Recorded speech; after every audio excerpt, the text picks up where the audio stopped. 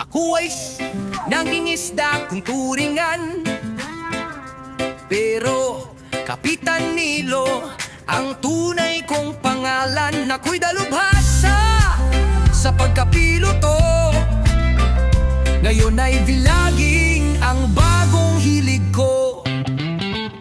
Noong taong 2010 ako ay nang ibang bayan.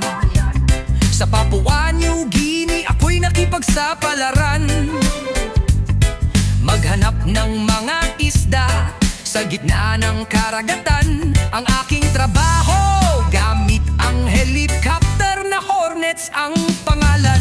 Kapag nakakita ng pulutong ng mga isda, agad tatawagin ng barko at aking mga kasama para ihagis ang lambat sa gitna ng karagatan, upang sila ay mahuli, maibenta bilang kabuhayan.